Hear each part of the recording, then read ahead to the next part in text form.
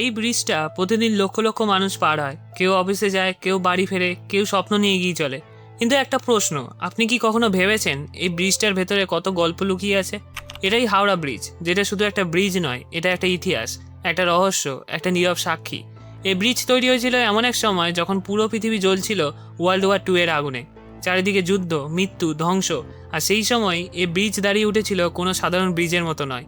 কিন্তু প্রশ্ন হলো, এই ব্রিজ কি সত্যিই শুধু একটা ব্রিজ, নাকি এর ভেতরে লুকিয়ে আছে এমন কিছু সত্য যা আমরা কখনো জানতে পারিনি?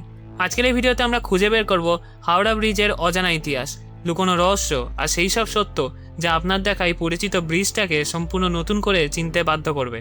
নাম্বার 6, হাওড়া ব্রিজ নির্মাণের সবচেয়ে বিস্ময়কর দিক হলো এখানে প্রায় কোথাও নাট বোল্ট ব্যবহার করা হয়নি। তার বদলে পুরো কাঠামোটি জোড়া লাগানো হয়েছে লক্ষ লক্ষ রিবেট দিয়ে।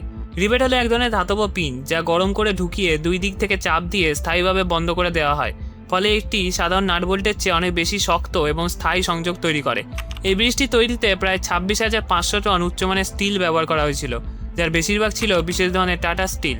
এই স্টিল শুধু শক্তই নয়, বরং এটি পরিবেশের চাপ, আর্দ্রতা এবং দীর্ঘমেয়াদী ব্যবহারের বিরুদ্ধে অত্যন্ত প্রতিরোধী। রিবেট ব্যবহার করার আরেকটি বড় সুবিধা হলো এটি কম্পন সহ্য করতে পারে। প্রতিদিন হাজার হাজার গাড়ি, বাস, ট্রাক এবং লক্ষাধিক মানুষ এই ব্রিজ পার হয়। যদি নাটবোল্ট ব্যবহার করা হতো তাহলে এত কম্পনে সেগুলো ঢিলা হয়ে যাওয়ার সম্ভাবনা থাকতো। কিন্তু রিবেটের ক্ষেত্রে এই সমস্যা হয় না, কারণ এটি একবার বসে গেলে স্থায়ীভাবে শক্ত হয়ে যায়। হাওড়া ব্রিজ একটা ক্যান্টিলিভার ব্রিজ, যার মানে হলো এর মাঝখানে কোনো পিলার নেই। পুরো ওজন দুই পাশে থাকা বিশাল কাঠামো বহন করে।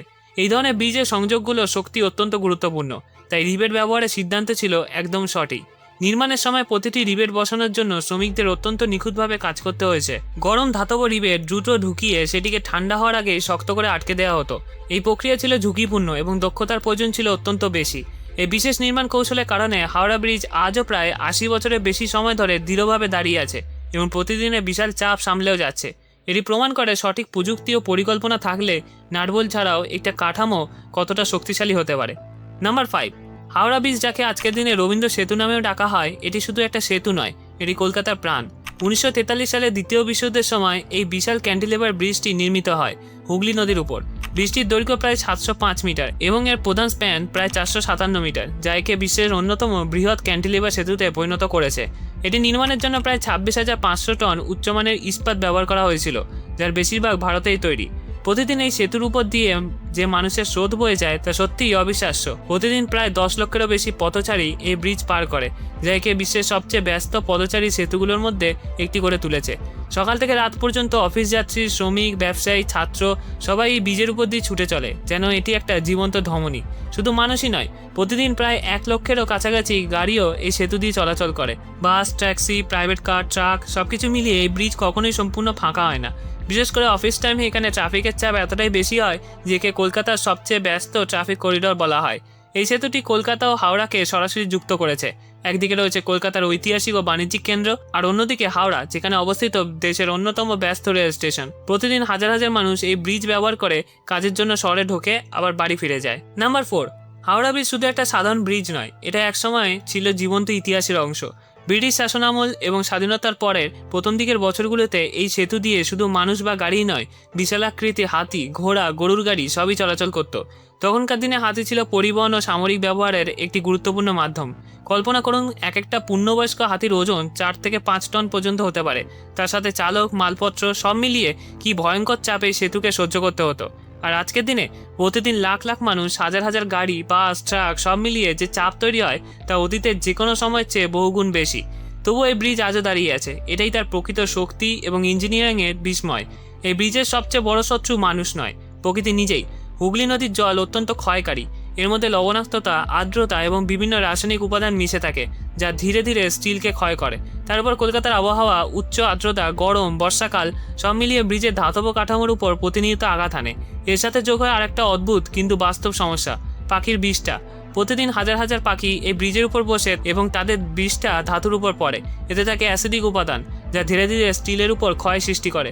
শুনতে ছোট সমস্যা মনে হলেও দীর্ঘমেয়াদে এটা বিশাল ক্ষতির কারণ। এই কারণে ব্রিজটিকে নিয়মিত রং করা হয়। এটা শুধু সৌন্দর্যের জন্য নয়, বরং একটা প্রতিরক্ষামূলক স্তর হিসেবে কাজ করে। প্রতি কয়েক বছর পর পর হাজার হাজার লিটার বিশেষ ধরনের পেইন্ট ব্যবহার করে পুরো ব্রিজকে আবার ঢেকে দেওয়া হয়, যাতে মরিচা ধরা এবং ক্ষয় কমানো যায়। নাম্বার 3, এই ব্রিজে কোনো যানবাহন থামার অনুমতি নেই। এটা শুধু একটা নিয়ম না, এটা পুরো ট্রাফিক সিস্টেমের নিরাপত্তার জন্য অত্যন্ত গুরুত্বপূর্ণ। এই ব্রিজ দিয়ে প্রতিদিন হাজার হাজার গাড়ি যাতায়াত করে এবং যদি একটা গাড়ি মাঝখানে থেমে যায় তাহলে সেটা পিছনের শত শত গাড়ির গতি ধীরে ধীরে কমিয়ে দেয়। কয়েক মিনিটের মধ্যে সেই ছোট্ট থামা একটা বিশাল ট্রাফিক জ্যামে পরিণত হতে পারে।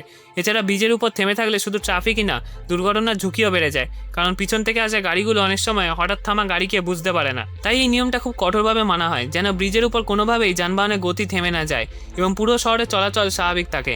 এই ব্রিজ শুধু লোহা আর কংক্রিট দিয়ে তৈরি হয় না, এর ভেতরে লুকিয়ে আছে এক ধরনের অসাধারণ ইঞ্জিনিয়ারিং প্রযুক্তি। প্রতিদিন হাজার হাজার গাড়ি চলাচল করার সময় ব্রিজে প্রচণ্ড কম্পন তৈরি হয়।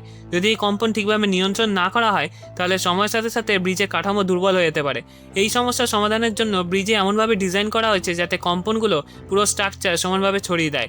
এটাকে বলা হয় ক্যান্টিলেভার স্ট্রাকচার, যেখানে ওজন এক জায়গায় চাপ পড়ে না বরং দুই দিকে সমানভাবে ভাগ হয়ে যায়। এর ফলে ব্রিজের কোনো অংশে অতিরিক্ত চাপ পড়ে না এবং পুরো কাঠামো অনেক বেশি স্থিতিশীল থাকে। আরও মজার বিষয় হলো এই ধরনের ব্রিজে এমন কিছু মেটাল এবং ডিজাইন ব্যবহার করা হয় যা কম্পনকে শোষণ করতে পারে।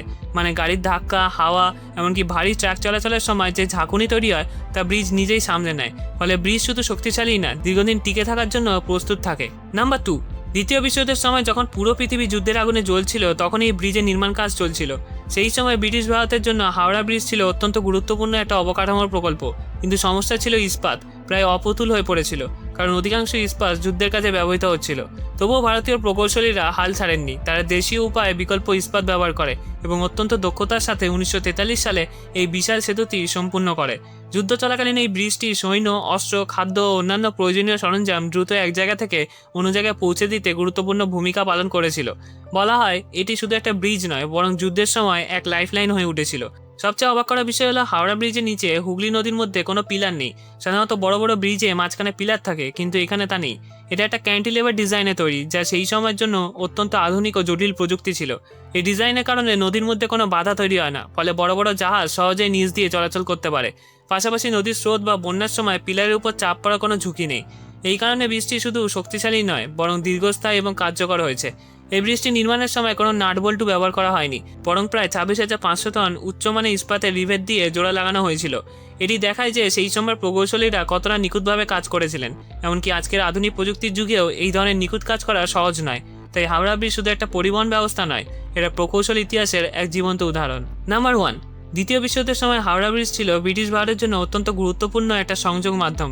সেই সময় কলকাতা ছিল একটা বড় বাণিজ্যিক ও সামরিক কেন্দ্র এবং এই ব্রিজের মাধ্যমে সৈন্য, অস্ত্র, খাদ্য, অন্যান্য রসদ দ্রুত শহরের এক প্রান্ত থেকে অন্য প্রান্তে পৌঁছানো হতো। জাপানের বিমান বাহিনী তখন ভারতের পূর্বাঞ্চলে আক্রমণ চালাচ্ছিল। বিশেষ করে বম্বিং অফ ক্যালকাটার সময় কলকাতা শহরকে লক্ষ্য করে বোমাবর্ষণ করা হয়। এই পরিস্থিতিতে হাওড়া ব্রিজ ছিল একটা সম্ভাব্য প্রধান টার্গেট, কারণ এটি ধ্বংস হলে পুরো যোগাযোগ ব্যবস্থা ভেঙে পড়ত। তাই ব্রিজটিকে রক্ষা করার জন্য কঠোর নিরাপত্তা ব্যবস্থা নেওয়া হয়েছিল। রাতে সম্পূর্ণ ব্ল্যাকআউট করা হতো যাতে শত্রুপক্ষের বিমান ব্রিজটি সহজে দেখতে পায় না। চারপাশে সেনাবাহিনী মোতায়েন ছিল এবং যে কোনো সন্দেহজনক কার্যকলাপ নজরদারিতে রাখা হতো। ব্রিজে ওঠানামা পর্যন্ত নিয়ন্ত্রিত করা হতো যাতে কোনো নাশকতা না ঘটে। এই সব ব্যবস্থার ফলে যুদ্ধের সময়ও ব্রিজটি অক্ষত থাকে এবং শহরের প্রাণরেখা হিসেবে কাজ চালিয়ে যেতে পারে। এই ভিডিওটা যদি ভালো লাগে তাহলে এই ভিডিওগুলো দেখুন, চ্যানেলটা অবশ্যই সাবস্ক্রাইব করবেন। আশা করি ভালো লাগবে। ধন্যবাদ।